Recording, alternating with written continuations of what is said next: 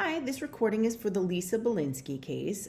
Some of the problems that she's presented with in the case study in the book is that her father recently died of a heart attack and her mother moved into her and her husband Adam's home. She thinks that her mother may be suffering from depression because she sleeps all day and doesn't eat. Lisa has an adult daughter, Christy, who has been struggling to find her place in the world after graduating college. And she wonders if she should ask Christy to move back into the home since they're currently paying her rent. Also, another adult daughter, Rachel, got engaged and has requested help with wedding planning, while the husband, Adam, is supportive but working long hours. So Lisa is basically wondering if she would benefit from seeing a therapist to deal with her father's death, the mother's depression, Christy's transition after college, and Rachel's impending marriage. So one past issue of importance that we should remember as a social worker for the Balinski family is their reliance on family for support. Lisa and Adam, at one point during the beginning of their marriage, were struggling financially. And Lisa's parents invited them to live in the home with them to minimize cost, enable Lisa and Adam to get on their feet, and help raise Rachel.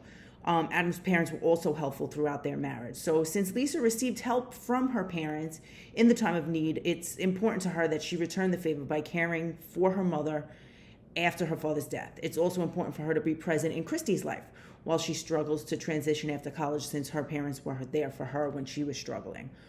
Some of the strengths Lisa has is that she's a very hardworking individual. She got her master's degree while she was raising her family and working. She also mentors future teachers with the knowledge and experience she has after years on the job. She's a caring individual who's in tune with the feelings and situations of those around her.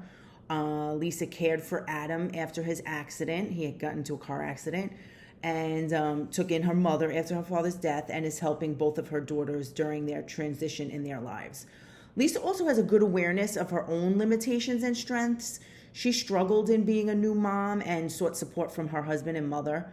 She also turned down the vice principal position that was offered to her, knowing that she would be more effective in the classroom. She's also seeking a counselor at this time in her life since she's feeling overwhelmed with being pulled in all different directions for her mom and her children. The theory of adulthood that's most helpful in her situation is Erikson's theory of generativity.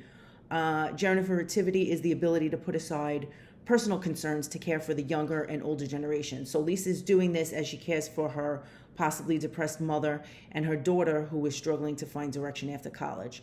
It's also shown in her role as a mentor for future teachers at her job. And according to Erikson, it says people in middle adulthood struggle with generativity versus stagnation. And Lisa shows generativity in her actions as caretaker and mentor and doesn't display signs of her life being stagnant.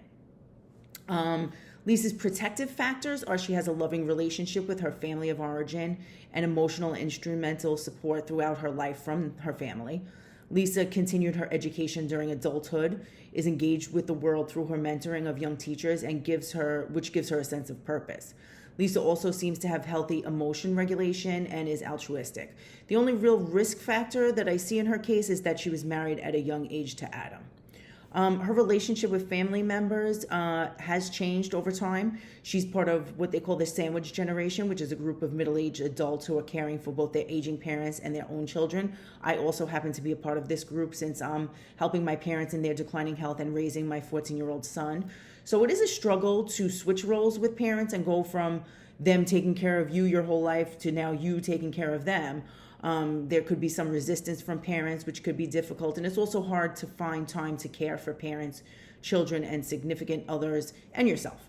So this is something that has changed for Lisa over time with her relationship with family members. And as far as being a social worker for Lisa, I would just be present to listen to her and encourage her to communicate with me about her concerns and struggles. I'd commend her for all the work she puts in for her family and young colleagues and remind her how selfless she's been. I'd explain Erikson's theory of generativity to her and let her know this is a normal struggle of adulthood or middle adulthood. I'd tell her about that generativity is having a positive impact on the lives of those around her as well as her own, since it's keeping her from becoming stagnant. Lastly, I would tell her about how studies that show generativity can improve cognitive ability and reduce the chance of depression later in life.